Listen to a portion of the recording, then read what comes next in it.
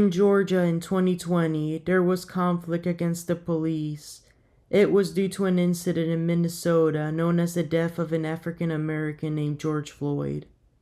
He died in police custody after being arrested for purchasing a pack of cigarettes with a false dollar.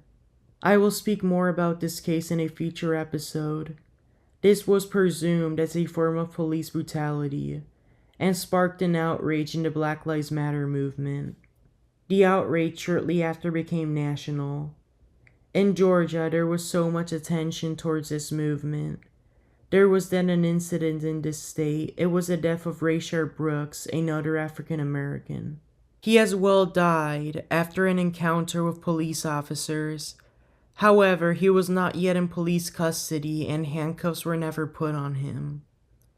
He resisted a DUI arrest, took the taser from one of the officers and ran off with it, aiming it at the two officers who had approached him. He shortly after died from gunshot wounds. I discussed this story with more details in an earlier episode.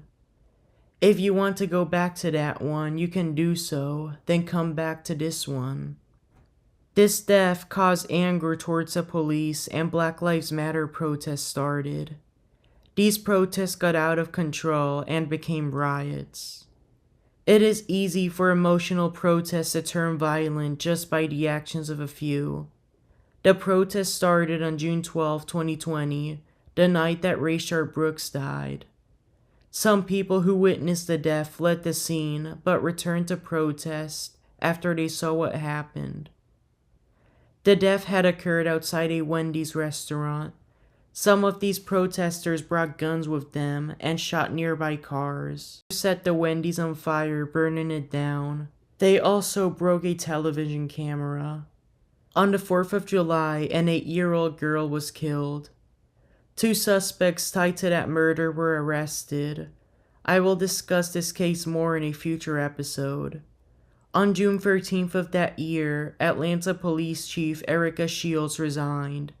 The city's mayor, Keisha Bottoms, called for her resignation due to the increasing violence that had been occurring from the allegations against her police department. Mayor Bottoms also ordered the Atlanta Police Department to overhaul its use of force policies. A year later, on January 6, 2021, Erica Shields was elected to be the police chief for the Louisville, Kentucky Police Department. Many officers called in sick, and crime arose due to their lack of service. This was called the Blue Flu protest. From June 17th to June 20th, in a span of just 4 days, about 170 officers called in sick and chose not to work. 3 out of 6 police zones in the city of Atlanta did not respond to crimes or calls. Somebody could commit a violent crime and easily get away with it. 3 Atlanta police chiefs took cover of these empty zones. The rates of arrests in the city dropped 71%. This was all because 8 police officers were charged in 2 different incidents. The one at the Wendy's and the one at a college campus regarding people getting tased. This taser incident is another case I will cover in the near future, most likely on my other show, Blackberry Inc., as this is not a homicide case. Many police officers did not want to be unfairly charged for confronting protesters, so they chose to go on strike.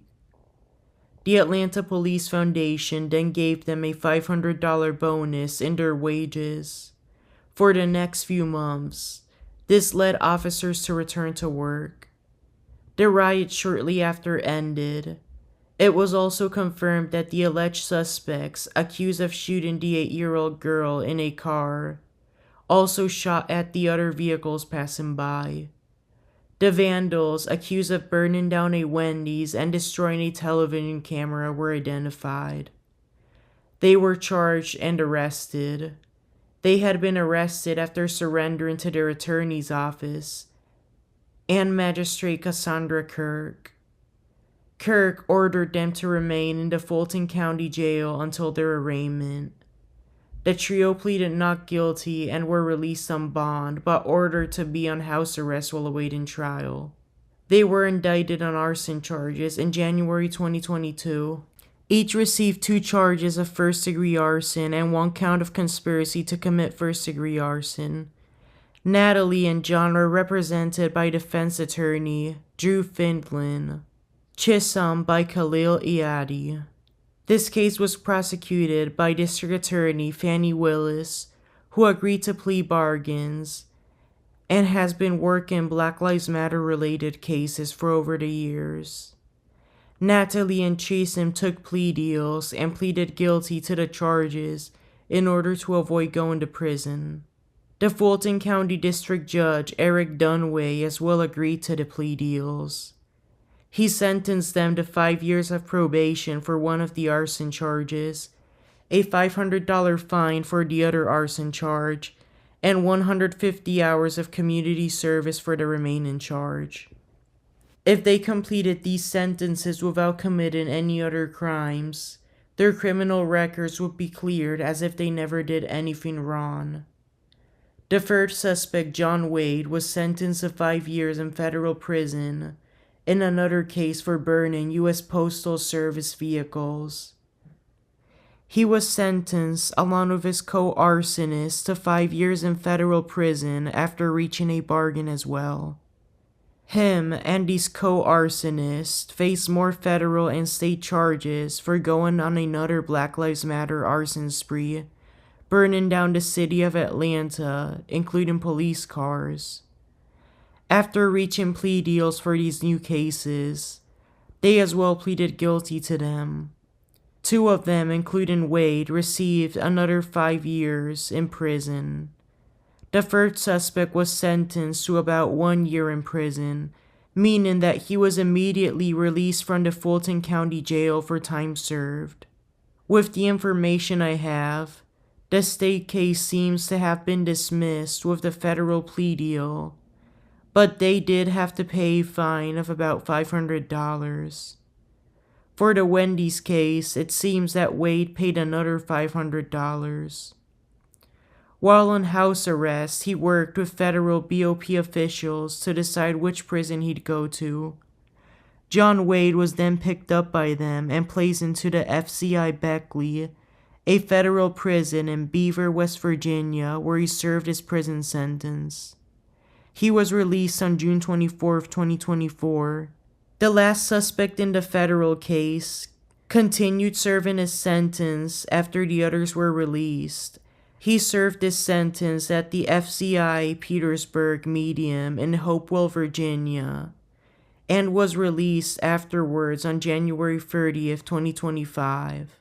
Thank you so much for listening. Please share this episode to your loved ones, follow this podcast, like it, and have a good day. Till next time, goodbye.